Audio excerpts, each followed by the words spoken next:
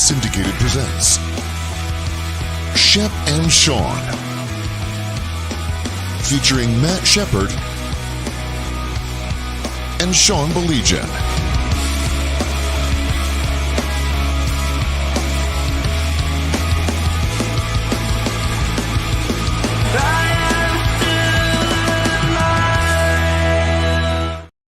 Well, I got to ask Matt Shepard a question because he just told me something right before we went on the air. Yeah. So, Shep, you went golfing yesterday, and like tea time, you said the tea time temperature. Like I can hear Bob Vergalis, like, "Hey, Tiger fans, opening pitch." 32 degrees, and people would cheer. And I'd look around me going, there's nothing to cheer about. It's 32 fucking degrees. What's wrong with you? Right. Right. So, but I can hear Bob Vergalis. Is that how you say it? Vergils. I mean, all you had to do was listen. He actually identified himself as the PA announcer, which more and more people, I suppose, are doing. I never understood it, but whatever. Boy, his pipes. Gosh, I hope when puberty hits, I can have pipes like his or yours. But like, I'd rather have Paul Carey's. But go ahead. Did you like? It's 37 degrees. Like, do I'm not trying to each your own. Okay, Go I'm ahead. serious. Go ahead. That's all right. Did you enjoy it? Did you like golfing? Yeah, I played. It's only 9 holes, right? So okay, I've got the bug. I've been inside too much. I've been playing in simulators a little bit on the weekends sometimes, and yeah, damn right. I played at 37. A buddy of mine texted me, I don't know, about 12:30. He says, "Shep, I've got a tee time at 3:30. Do you want to play?" I immediately said yes. I got there a little bit before 3. We teed off early because there was nobody else out on the course. And I looked at it, Sean, sort of like I'm playing the British Open. The wind was howling. There was no rain, but the wind was howling. It was cold. And I said to myself, you know what? Let's just let's play a different game. Instead of taking driver, why not hit with an iron and try to hit a low stinger? Like I can really do that. But overall, look, I didn't lose any golf balls. I played quick. I was in fair territory, quote unquote, the entire time. Played 1 ball, and I shot pretty well. It wasn't great, but I shot a 42. There's nothing wrong with that. No, So, hey. Yeah. So I mean, it was good. The thing about it is, I wish I'd learned my lesson a little bit more. All right. When it's that cold, the ball just doesn't travel that far. No. So why aren't I not clubbing up more often? I'm a little short. Why am I short? Because I use the club from 150 like I would in the summertime instead of using the 8. Why wouldn't I go to a 7? Because I'm not smart. But it was fun. I had a blast. I really did. And the reason why I ask is Shep, like, honestly, especially like the older I get, I can't do it anymore. Like I was going to put a small brisket on today, and like I walked downstairs, to where the smokers are and everything. Yeah. I walked outside, and I'm not joking. I had this brisket. I prepared it. I put all the little wacky rub on it to give it some good bark. And like I walked outside, it was like that Simpsons thing you see where I walked right outside and then I turned around and walked right back in. It was like, the wind started howling. You don't get an even like cook when the wind is like that and everything. I just no. I had to take. Will you save that for tomorrow if it gets a little warmer? It's supposed to be warm by the end of the week, right? As long as the wind isn't blowing, because the wind is what really wreaks havoc on it. Yeah. The wind starts howling and everything, and it's like, no way, I got no time. Like Jack and I've been talking him into going to old man walks for me. We didn't even take the old man walk today. My dad's. Do you start to feel it in your bones a little bit more as you get older? I do. Yep. I definitely feel that. It really is, Shep. Honest to goodness, it's one of those like the old injury thing. Like you kind of feel it there, and I don't know if it's in my head or not, but I agree with you. There, Yeah, that's really good. Eric says, Shep, it's not good for the course. Mud. It was cold enough yesterday, Eric, where it wasn't muddy. It was, I don't want to say frozen, but at 37 degrees, you're not making any imprints whatsoever. Let's put it this way. I didn't have any mud balls. Okay. So it was a little harder than you might think. So the mud was not a problem. Okay, I can promise you that because I'm not a big believer in chewing up the golf track or golf courses. So I kept the cart on the path the entire time, and it was not muddy. So you can rest assured that's how it went. A couple comments. Shep and Sean, what's up? Tom said, good evening, Sean and Matt. You mentioned my L-Town boy, Tony Sierra. The back hardware hates the cold. No mud balls are good from Eric as well. So, yeah, if the wind isn't blowing, Shep, like on it, anybody who smokes out there, wind will wreak havoc with your smoke. Like, Yeah. it just does. So it's like, I get it. Yeah. I'm not doing it. I'm not How doing long? How long do you stay out there with the brisket, or do you just put it on and leave? Brisket is a set it and forget it type of thing, Okay. but with the smaller ones, I tend to baby it a little bit more. I should in reality baby the bigger ones more, but the smaller ones I baby a little bit more. And when you get to that, I call it the Stall brothers. The stall when the Mark cook Stall, falls between when the stall happens between 160 and 170. It'll just stay there for a while, and I'll shake my fist and yell at all the Stall brothers, all of them, Eric, Mark, all you damn Stall brothers. That's when I usually grab the butcher paper and kind of wrap it up, and then I have to keep a closer eye on it, because I don't want it to get too moist, but yet I don't want it to get more dried, and I gotta get it to 203 so it keeps moist and everything. So when it's like this, no way. No way. I just thought maybe if it's this cold out, you just ask some of the help to go out and look at it for a little while. All right. So how much basketball did you watch over the weekend? A lot. Me too. I mean, a lot. What team jumped besides Duke? Because Duke is really impressive. What team jumped out at you most? That's tough to say because heading into the tournament, I like Florida a lot. I do. I like Florida. Really good. I like Florida a lot. Honestly, I like what I saw out of, to quote Pat Summerall, Ole Mills. I liked what I saw out of Ole Mills yesterday. And it made me say to myself, oh my goodness, this might be a more difficult matchup for Michigan State. More on that in a second. But I liked Ole Mills. You never know what you're going to get out of them. I get that. They're one of those teams. But I thought Ole Mills was impressive. So for me, first round, I absolutely loved what Creighton did. I mean, the shooting ability was unbelievable. I got to be honest with you. Arkansas has been really impressive. And I know it's because they're a 10 seed and I didn't really expect them to be there. But I felt like Arkansas and Houston, besides obviously Duke, Arkansas and Houston really impressed me. Yeah. Skydog said Houston and Auburn. Sean on his Auburn, not so much. I mean, I got to be honest with you. Maybe I'm expecting too much of the number one overall seed and a team that was sitting atop the overall rankings in 8 straight weeks. But, the early start against Alabama State was a little surprising. I think they'll beat Michigan. Don't get me wrong. I understand why they're a 1 seed. I'm not questioning that at all. I just think they're, of all the ones, Duke, Florida, Houston, and Auburn, I would say the other 3 have been more impressive to me anyway than Auburn so far. Can I throw this out there? You started with Michigan, so I'll roll with it. I think Michigan is a really, really predictable team, and this is what I mean. This is a compliment, and especially once Dusty May gets Shep time honored, his guys in there. Well, he does have his guys in there. No, but yeah, I'm talking about across the board. When you have year one, you're talking about up and down that roster. Old bit, okay, but whatever. All right, Shep, if they hit their threes and they limit the turnovers, okay, because as well as I do, that's an issue with the way they play. Sure. Would your jaw drop if they beat Auburn? Yes. Would it really? Yeah, it would. Because first of all, those are 2 big ifs. The first if, they were good early on, they were bad late. The second if has been consistently them.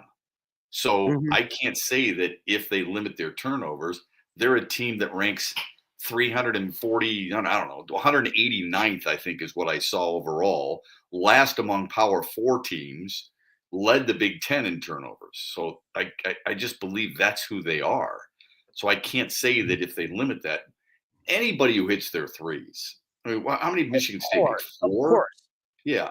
So I think that's a given. I don't know if they're capable of doing that on a regular basis, but I think Auburn is just as capable. I think it's going to be hard for Michigan to match up with Auburn. I'd love to see them win because I think Michigan State's going to win over Ole Miss, and I think that would be spectacular theater for all of us. But I just don't see that happening. That said, Sean, I had them losing to Texas A&M in the second round. So I have been wrong before. Kudos to Michigan. Happy as hell that they're this far. Just didn't expect it. I hope you understand the context in which I'm saying it. There's a difference between turning the ball over and turning the ball over. Okay, this is a team that is prone to, look, we're at 19 now and things like that. Yeah. You limit it. I don't know. I think they can stick around because, and the reason why I say that is I feel the same way as you. I mean, with all due respect to Bruce Pearl, I've watched Auburn a few times and I'm kind of like, okay, all right. Like I haven't come away going, ooh, sometimes you get those teams where, ooh, I don't know. I just haven't got that feeling watching Auburn. No, I get it. I understand that. I'm not going to claim to have watched every single game of Auburn like I've watched every game of Michigan or Michigan State. But I think there's a reason they're the one overall. I think that's really impressive to win what people consider the best conference during the regular season anyway. In America, and I'm not going to slight that. I'm not a huge Bruce Pearl fan, but he is a decent enough coach. I think he's a great coach, but he's a decent enough coach. It's kind of like yesterday I'm watching, like that's why I don't believe in Rick Barnes in Tennessee. I like Rick Barnes. I just don't think he's a really good coach. That's the reason when Michigan State was down 10 yesterday, and my wife looked at me, she goes, do you think people should be nervous for Michigan State? I said, absolutely not. No. Right away. I said, no. Michigan State's going to win this game by double digits. No, they won by 8, so I was wrong. But I said, Richard Pitino, anytime I dealt with him while calling the Big Ten, he was really a nice guy. But the discrepancy between coaching is way, way up here at the ceiling, and he's way down here. So I never questioned that. I'm not sure about Auburn and Bruce Pearl against Dusty May in Michigan. I just look at it and I see Auburn as being just a much more consistent basketball team. That's all. Yeah. All right. Very quickly, more thoughts. Gosh, I couldn't agree with you more. I called. I'll explain it to you when we come back. I called watching the Michigan State game a chore yesterday. That's really the way that I felt watching the game, and I'll explain it to you. Hey, did you know that thousands of Metro Detroiters have already called Legacy Partners to get help with their new home and auto insurance? Our friends at Legacy Partners are one of Southeast Michigan's top independent insurance agents, and they provide a full-service, one-stop solution for all of your insurance needs, personal and business, large and small. Like, no joke, Alex, one of the fine guys at Legacy Partners, did it all.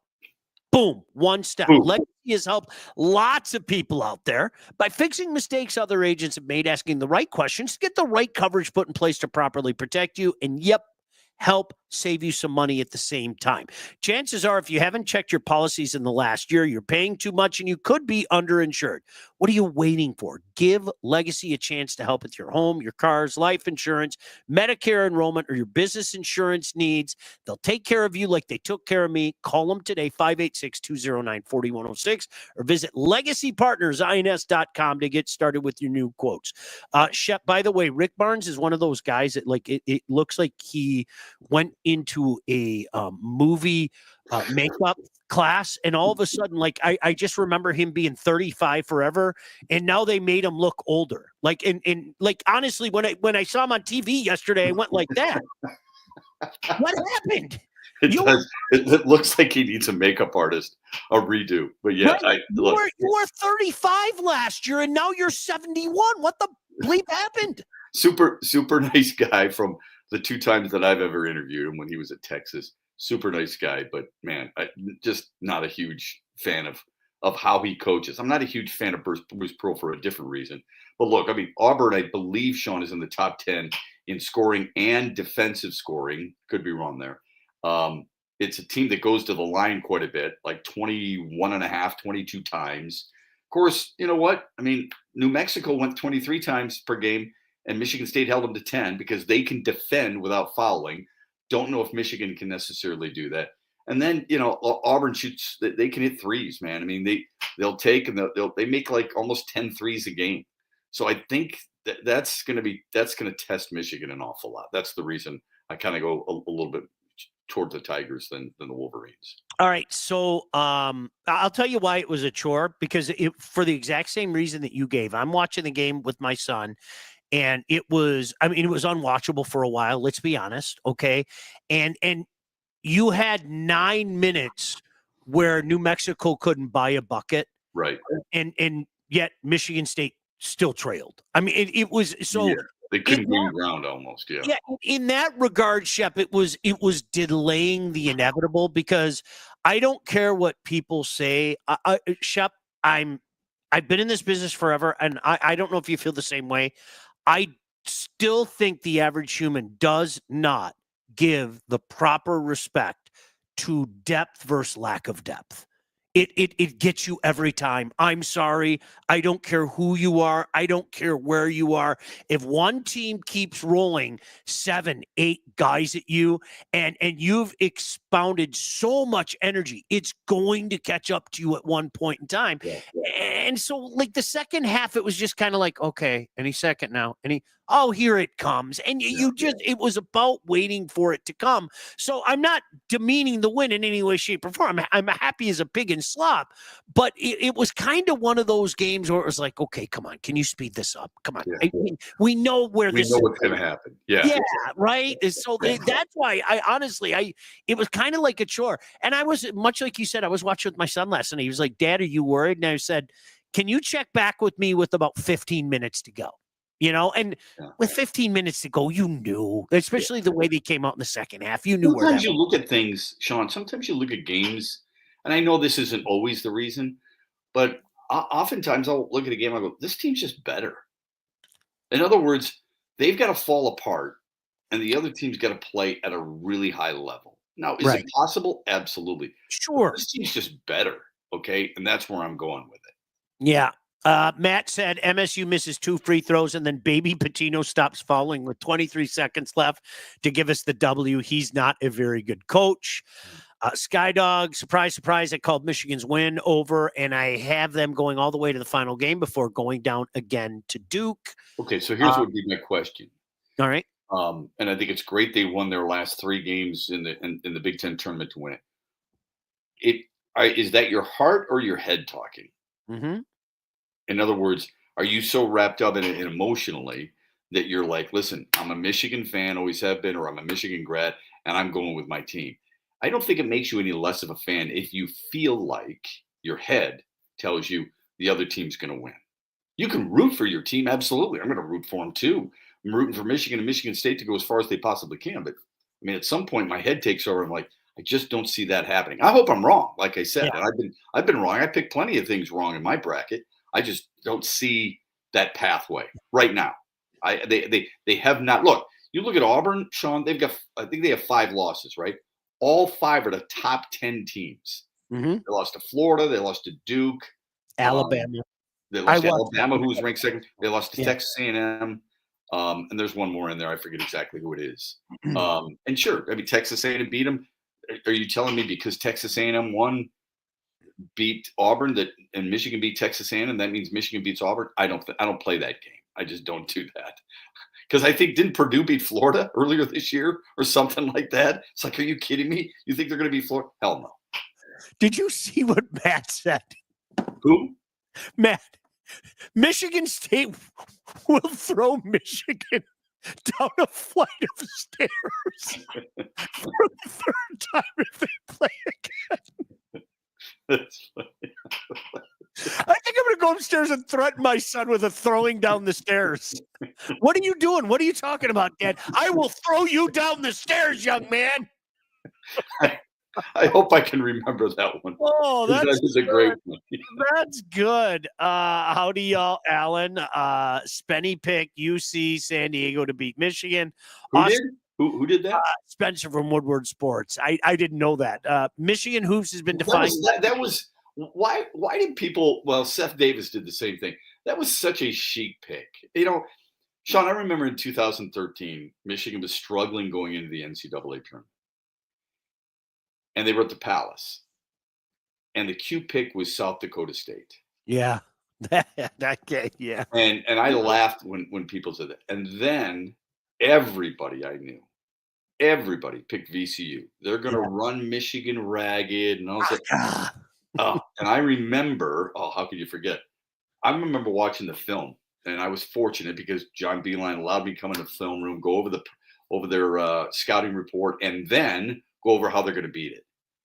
And I remember leaving that, and David Merritt was my partner at the time. I said, Michigan's going to kick their ass, aren't they? And he's like, oh, yeah, because they had multiple ball handlers, right? Yeah. Blew them out of the water. Mitch McGary was unbelievable. After that, they go to Dallas, and they get Florida. No, they get Kansas. Great game. The overtime. Yeah. And then they get Florida and just absolutely piss pound Florida. I mean, just blew them out.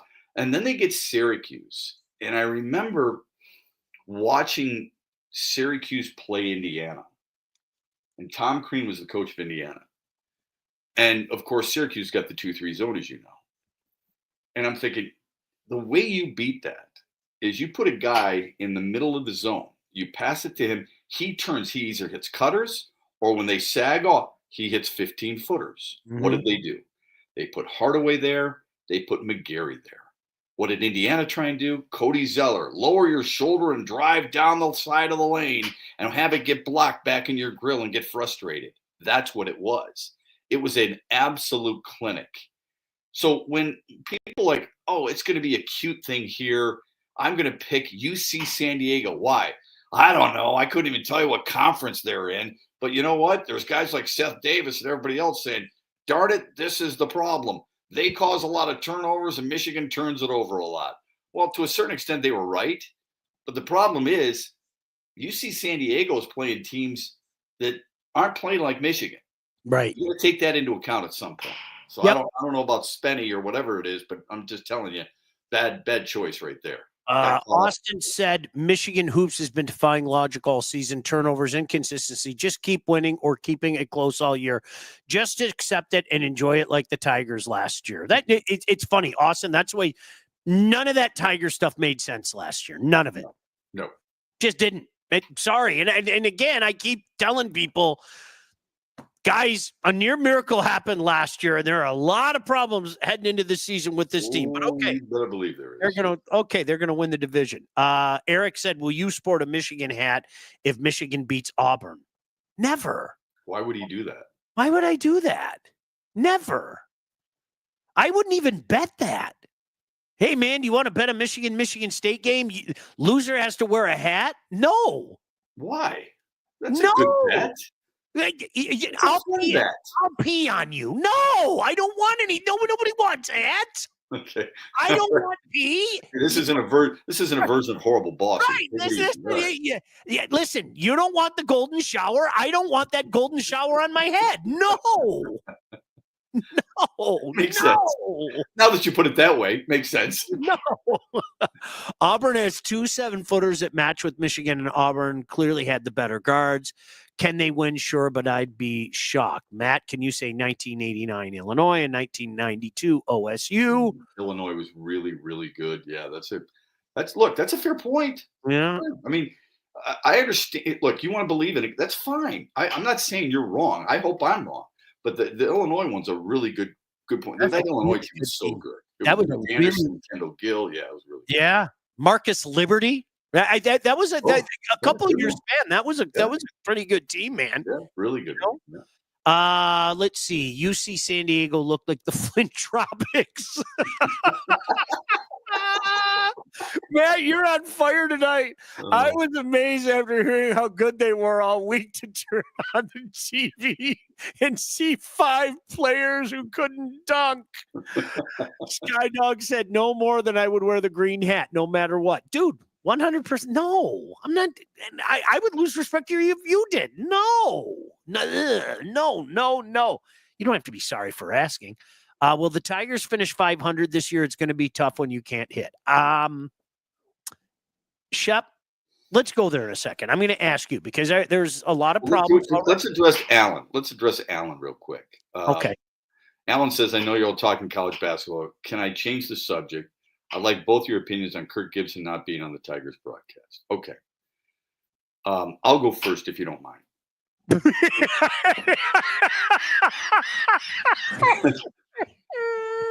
Kirk Gibson is I do love the man. I think he's just a wonderful person, things that people do not see. You see Gibby from 1984, pissed off at Groups Gossage, pissed off at Sparky Anderson, scruffy beard, long hair, cheering, all that other stuff. I see a guy who takes $100 bills into the TV truck when nobody asks and just passes them out and says, I know I can be a lot. This is for you guys. I see a guy who he and I used to get together and coordinate a golf outing, and let's make sure we take care of our crew. I see a guy who, during a rain delay, orders food from outside the stadium and has it delivered for our entire booth. I see a guy who defies all the security and takes me into the opposing team's clubhouse before it's due to open, introduce me to Mike Matheny and any other manager who might be there, and says, let's talk about, what's going on in the game today. I see a guy who calls me up when we're on the road and says, I'm bored. You got your work done? Yes, let's go shoot pool. I see one of the best teammates I've ever had in my life. And I see a guy who every time we step into that booth, he's got pages and pages of information that will make the game interesting for you. Is he a showman like Charles Barkley or Shaquille O'Neal or no? But what you used to get if you actually listened to the game, you would learn something every single time you watched a game with him in the booth. And I will miss him during those broadcasts for a lot of different reasons, right? But so will your dog. Especially, yeah, so will my dog. But especially that, because he's a really good man. He loves the city. He loves the team. And look, I sent something on social media and a lot of people ripped on me for it, and that's fine. I don't care. This is about Kirk Gibson and the kind of person he is, the kind of man he is, the kind of teammate he is. And there's a lot of people said, you can be loved here and not be good in the booth and all this other stuff. I think sometimes people want to be entertained more than they lead on. If you really wanted to learn the game and see what a player, a manager, or a bench coach were thinking, then there would be absolutely no question you would want him in the broadcast booth. Shep, I am a firm believer. I'm not going to add much more to it, but I will say that because I don't know Kirk Gibson like you do. I've had minimal interactions with him, sadly, but I couldn't agree with you more. And if people want to call us boomers, you go right ahead. I'll boom away. Yeah. I think it's funny. I keep hearing people say they don't like hot takes. I keep hearing people say that they just want to relax while watching a game and everything. And it just seems like everybody in this business wants to go in that different direction. I don't need to be entertained while I'm watching a game. Right. I don't. The entertainment is on the field. The entertainment is on the field. The entertainment is on the ice. We're probably in the minority, Sean. Oh, we are. You and I are very similar in that regard with the broadcast. I think we're both agreement. When you call play-by-play, your job is to make your analyst look good. Let your analyst have a runway. Let them tell people who, what, when, where, and why. And you're right. I run into a lot of people, I get so tired of the slappiness and all this other stuff. Well, then you're the kind of person who would love a guy like that in the booth. I worked with Chris Spielman. Yeah. Love working with Chris Spielman. Guys like Rob Rubik and Herman Moore and Nate Burleson in the Lions preseason booth. Those guys were about X's and O's, man. They helped you know the game a little bit better. but there's not an analyst out there. And I think John Smoltz is the best. But there's nobody out there who played, managed, and was a bench coach and could take you into the mind, the philosophy, and what's taking place on the field of play like Gibby. So thank you for that. No, absolutely phenomenal, Shep. We meant to get to it last week and we didn't. I agreed with your sentiment on Twitter, and I agreed with what you just said there. I think forget the fact that he's Kirk Gibson, and he will, whether he realizes it or not, is inconsequential. He'll have a special place in all of our hearts and minds forever until the day I leave this earth. Kirk Gibson will have a special place for me in a couple different ways because, Shep, people don't remember what an incredible football player he was. I do. Oh, I remember. I remember. Top 10 pick, ladies and gentlemen. He'd have been a top 10 pick in the NFL. People are talking about Bo Jackson and Deion Sanders and Brian Jordan and people like that. Gibby would have been a top 10 NFL draft pick. Yep. That's how good of a wide receiver he was. Hey, if you're ready to take charge of your financial future, look no further than the Wealth Advantage Group, located in historic downtown Northville and owned by those two handsome fellas right there, two brothers with over 20 years of industry experience. They understand that your financial goals are as unique as you are, and that's why they offer personalized expert guidance to help you navigate the complexities of financial planning. Now, whether you're saving for retirement, getting ready to sell your company, or already in retirement, they can help guide you through every step of your financial journey. They work with clients for all stages of life and have clients in over 20 different states. Look, the investment world, it is a complex one, but if you're ready to start taking your finances more seriously, it's time to start working with the experts. Reach out to my friends right there. Mike Husak on the left, Jeff Husak on the right. They are the Wealth Advantage Group, 248-773-8574. That's 248-773-8574. Or check out their website at www.thewealthadv.com. Yeah, Skydog, hey, listen, respect for you. Yeah, you should never want to wear the hat. I'm with you. Scott, we'll get back to your question in a second. Jason and Escanaba. Hello, friends.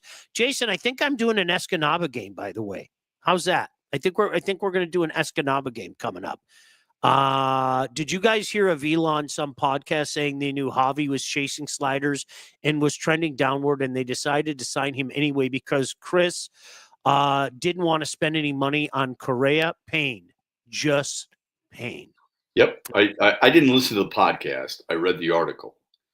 He knew, I think what it was they knew Baez was slipping a little bit. They knew he was chasing. Look, that's who he is. You and I knew that. I remember in the offseason, just before they signed Baez, I asked a Tigers official, what are you looking forward to in the offseason? I'm looking forward to seeing which one of the shortstops we're going to sign. And I said, well, really what should matter is which one you sign, making sure they're the right fit. You don't sign one just for the sake of signing them. In case people forget, it was Correa, it was Seager, it was Simeon, it was Story, and it was Baez. Marcus Simeon. Yeah. Marcus Simeon's more of a second baseman, and that's fine. But tell me you wouldn't take that, especially right now. Are you kidding me? Oh, absolutely. Now, I would say this. In talking with people in Texas, he's not as much of a leader as I thought he was. He's a really good clubhouse guy, but he wasn't necessarily a leader. On the other hand, neither is Baez. Yeah. Okay? Seager really isn't like that either. Story, I'm not so sure about because he doesn't play. But Correa, look, it's no secret who the Tigers wanted and who AJ Hinch wanted. They wanted Carlos Correa for a lot of different reasons. Okay. And one of the examples was, look, when Jose Altuve was in some, media trouble because of the shirt, which was a joke, going around third base, coming home, holding the shirt, don't take it off and all that other stuff. Who's the guy who stood up for him? Right. Correa, right? Yeah. So it was a really good example. Now, he gets hurt quite a bit, so that's a little bit of an issue. Chris Ilitch didn't want to spend the money. He spent the money on Baez. Okay, at least he spent some money. I just think it was ill-advised. It was not that. I don't think the contract was set up right. I think it was a desperate move by an organization that felt like it didn't have anything coming, and they thought they had to make a move just for the sake of making a move. It's sort of like when you and I talk about the NFL draft.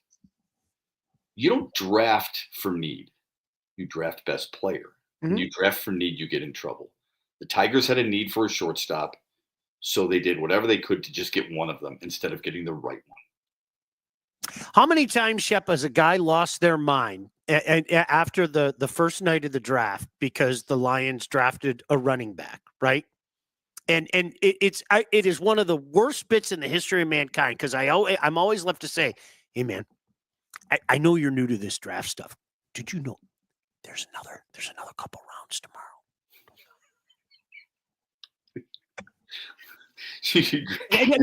Wait, shh. There's also a few more rounds on Saturday. Don't you tell anybody. And if you do tell somebody, it didn't come from me. It's like, are you new to this? Like, these people pulling their hair out on Thursday night every year. It's like, what are you doing? Stop it. It's the desperation part of sports. It really is. Mhm. Gotta make a move. We gotta do this. You gotta fix that. Not knowing anything else other than just that. You're so focused on the one thing instead of the bigger picture. It causes all kinds of issues. That's what they got into. Yeah. I think there's a lot of people who liked it when they first did it. I do. Was a former Gold Glover, hit for power. He's a little flamboyant. He makes some flashy plays. You needed a shortstop. You didn't have anything in your system per se. So they felt like it was the right move. A lot of swing and miss. They knew that. I don't know why I still don't know why they would have done something like that. The only thing that comes to mind is that they were desperate. Henry, I got a very important question. Ketchup or gravy on a pasty? I am gravy all day. Yeah.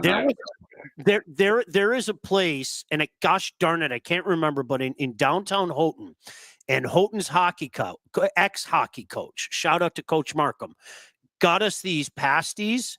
Shep, they're the best pasties I ever had. Like, and when somebody says something like, hey man, I'm going to get you these are the best pasties you'll ever eat. Okay, dude. Yeah, right. Been there. I've heard that before. Yeah. Right. Dude, I'm telling you, and Coach Markham, if you're watching, or Mike, if you're watching, let me know which ones they were, because when I go up to Houghton next year, honest to goodness, I'll go get like a big bag of them. Phenomenal pasties. As Jerry said, gravy is the only one, is the only correct answer. Shep, Austin Meadows, 60-day DL.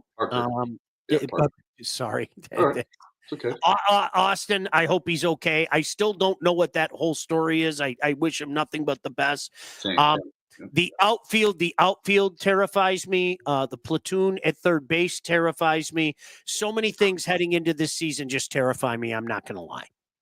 Yeah, you and I have talked about this. I'm really worried about the infield defense. And then you lose two of your better outfielders. So what you and I were talking about a few weeks back is, at least you had Green, Meadows, and Veerling in right. That's a good defense. That's I don't know if I go so far it's elite, but it's a really good defense. For as good as the outfield defense was, the infield was equally as bad, I felt. If it were Young if it was Jace Young at third, he's not obviously. If you had Baez at short, if you had Torres at second, and you had Cole Keith at first, and maybe Cole Keith will adjust quicker than I think, but they're athletic and he can do that. I'm really worried. What I can't figure out is they feel like, I don't think they're like this, but they're any other city. You know what you and I'd be saying about these people would be going, you guys think you're the smartest guy in the room. Yep. Putting Baez in center and Torkelson in right. Yep. Who in their right mind thinks Spencer Torkelson can play right field? So here's what I wonder. Zach McKinstry and Andy Ibanez both can do what? I mean, they're utility guys. They can play second. They can play first. Ibanez can. They can play short. They can play third. They can play outfield positions. If you're going to have Spencer Torkelson play another position, why wouldn't you have him play third where he's played before? Yep. Why would you put him in right field? I mean, if your bat is that important, here's the other thing I wonder. You sign Manuel Margot. Okay. Oh. Batted 239 for Minnesota last year. Had some good years in Tampa. Not many people remember it in San Diego. What does that tell you how they feel about Wenzel Perez, Kerry Carpenter, Justin Henry Malloy, and anybody else they've had roaming the outfield? What does that tell you about that? So now the big word, Sean, is it's come down to either Justin Henry Malloy or Spencer Torkelson. And I'm thinking, okay, two guys who, let the young guys play. We want to see the young guys. You're gonna keep a 30-year-old Manuel Margot over one of those two guys? That to me seems a little odd. That's all. Yeah. No, I like the pitching staff. There's, you have some knowns and a few hopes. Let's see how I don't care what anybody says. There's no way you can replicate the bullpen magic of last year. You can't. I'm sorry. It was really, truly magical. It was once in a lifetime type of things. But Shep, add it all up, and to the guy who asked the question earlier, I think they're around a 500 team. I really do. I hope I'm wrong. I hope that this isn't 2007 redo where we all thought, oh, yeah, this division's ours. We're going to own the Central. And we had to hold off on printing those T-shirts for another 4 years. But you add it all up, I think this is a team around 500. Well, I'm not. I don't know, to be honest with you. I'm hesitant to make any pick because I don't know what this team's going to look like. Mm-hmm. If they're healthy, and if everybody else in the division are healthy, what are they? That's a big question too.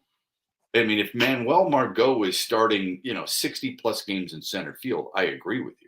But if Parker Meadows is back and he's similar to what he was a year ago and he's playing 130 games in center field, I feel pretty good about it. If Matt Vierling is in the lineup moving from right field to third base once in a while, I feel much better about it. I don't know how much better their offense is going to be than it was a year ago. Can Riley Green duplicate 24 bombs? Can Gleyber Torres get you 25 bombs? Is Colt Keith's numbers going to be up? Will Matt Vierling continue to climb? He had a career high number of homers a year ago. Can Kerry Carpenter hit the homers at his rate? I think homers are important in baseball. In today's day and age, I think it's important. And at that field, I think OPS is really important. This team wasn't very good in any of those categories. They were terrible in on-base plus. They were terrible in on-base percentage. If you're not going to be better in that regard, it doesn't matter who's on the mound. You're not winning many baseball games. And look, I've told you this before. Scuba gave you 192 innings last year. Great. How are you going to get the innings? Yep. Jackson Jobe is going to be limited. Casey Mize is going to be limited. Reese Olson can only pitch so many, maybe 150. Who knows? Alex Cobb, whatever. Where are you going to get the innings? Because if you're relying on what you did a year ago, you're asking an awful lot, I think. A couple of Youpers are saying I'm a catch-up guy, by the way. Henry and Jason are both Youpers, and they're saying catch-up on the Jason, I think it was called Roy's in Houghton. I think for some reason, Roy comes into my mind. Roy's in Houghton was the one, but they're unbelievable. They are. Passies are unbelievable. It's a meal. It's a good time. And Todd is yelling at me for something. I always love to see when the private chat. Brisky pitches 2 innings every day. Yes, that'll work out well again. Don't worry about it. Yeah, that's a recipe for success when you have to roll with that. Let's be perfectly honest. So, yes, indeed. All right, one more read for actually I have 2 more, but Shep, before we get some final thoughts. The first time, hey, when it comes time to getting yourself a house, you're buying, you're selling, oftentimes both, you need to contact the right agent. Who do we recommend? That lady right there, Lindsay Broadwell. Your house is probably the biggest investment you'll ever make, and that's why you need a pro. Lindsay grew up on the mean streets of Northville and has expanded her team all over Southeast Michigan. She's an expert in all facets of the business. When it's time to move, our friend Lindsay and her team will make sure you get the most out of your house and everything goes smoothly when finding your new home. Buyer, seller, even first-time buyer, doesn't matter. Make sure you contact Lindsay at BroadwellHomes.com. She'll help you with everything from start to close. Licensed realtor at Real Broker LLC. Start your search today at BroadwellHomes.com. All right. Last thing before we go. All right. One of the more concerning quotes was something you read over the weekend from Todd McClellan. Mm-hmm. They play Utah here shortly. And I know we're going to be both watching. I know where you're going with this, mister. I know for a fact I know. Yeah, I thought of you when I read this. You can talk about wanting to get in the playoffs. I think what he's asking is, the question is, are you willing to do what it takes to get in the playoffs? And this is the beauty of hockey. And I mean this. I'm guilty of it. I'll be the first one to raise my hand. When you watch a hockey game, I see, like in baseball and football, I watch everything but the ball. In basketball, I'm watching, the guys running the baseline, guys setting screens. I'm rarely watching the ball. Football, I'm watching the guards more than anything else. Baseball, I'm watching what the middle infielders are doing and where the center fielder is shading and all that other stuff. Hockey, I have a tendency to watch the puck. And what Todd McClellan is saying, are we winning battles along the end boards and the half wall? Are we in shooting lanes? Do we really want to be in shooting lanes? Yep. Those are things that you don't find in a box score, Sean, but it's so vital to a team's success. He's recognizing he doesn't have enough guys who are willing to do that. When he comes out and says, if you only have 85% of your guys willing to do it, then you ain't going to make the playoffs. 85% might be a little high for this team right now, don't you think? Shep, we talked about this a couple months ago. So I got to be honest with you. I'm really happy to hear Coach McClellan say this because I brought up the old Mike Babcock quote, quotations from Mike Babcock. Nobody bought that book, but there was one quote that I've always liked. Toughness is a choice. You either choose to be tough, you either choose to pay the price, or you don't. Like that, I could face the biggest, toughest guy.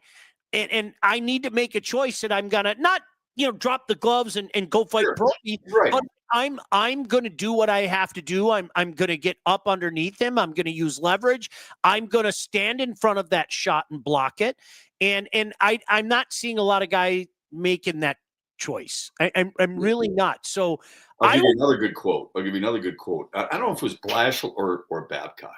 I think it was Jeff Blashill, but I remember saying, what do you like about this guy? And he said, his gas level is high. Mm-hmm. I said, gas level? What do you mean? He goes, his give a shit level is high. He Yep. cares, similar to what you're talking about. Yep. I'm very careful about questioning athletes and their gas level, because guys show it in a different way. But in hockey, if you're not doing those little things on a regular basis, I think it's more evident than most. Yeah. Tom said it is a choice, and some guys are doing it. Haven't seen anyone blocking a shot. Yeah, it's one of those things, and not enough guys are doing it. That's the problem. I thought it was a great quote. I did. I thought when he said that, it's something to remember in the offseason, because we can all talk about wanting this and all talk about wanting that, but then you have to go out and prove it, and you have to do a bunch of little things. Amen. And that's the best thing about it. That's what I love about that sport, Sean. I mean it. I mean, I didn't play it. Okay, all my kids played it.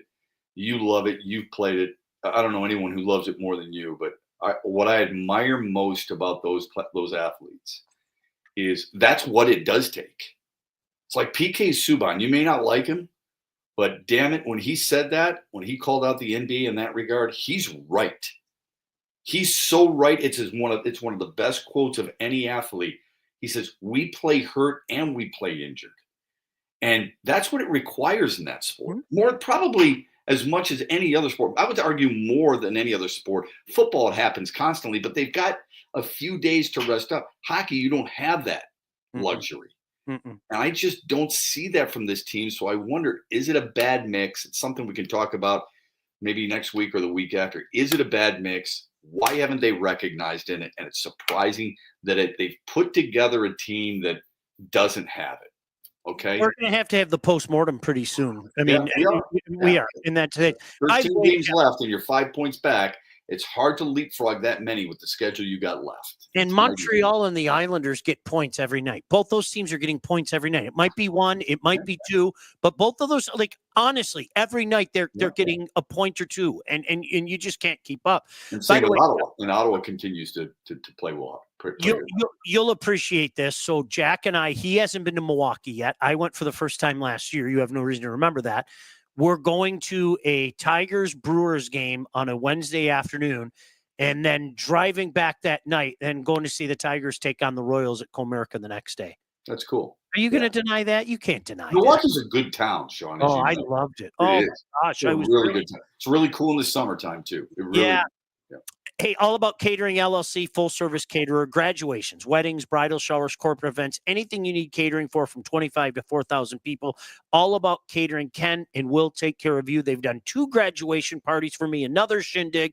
Rick and his gang, customer service and satisfaction is their number one goal. So don't sweat your next big event.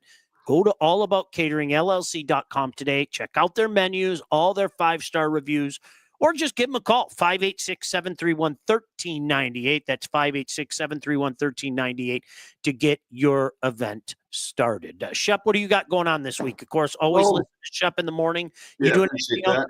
Yeah, not much, buddy. We're working toward a lot of different things, both on the entertainment company and the morning show. So we appreciate the plug. How about you? I'm just going to Toledo. Like I did a couple shifts at Woodward, going to Toledo to watch Michigan State on Thursday. So, yeah, looking forward to it. Well, they got the right guy going. Enjoy, buddy. Hope we can talk next week about a Spartan and a Broncos win too. Yeah, that'd be pretty cool. All right, thank you, Shep. Thanks to all you guys. Thanks, Todd. We'll talk to you tomorrow night. See you. Bye. Mwah.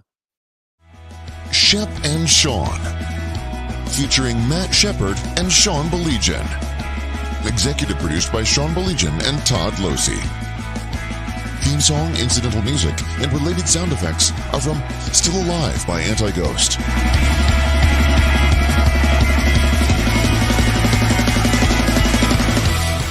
Engineering, mixing, and graphic design support provided by the Unsyndicated Podcast team. Don't forget to like and subscribe on all your favorite channels. While you're there, be sure to rate and review the podcast. Call the Unsyndicated hotline at 248-237-3257.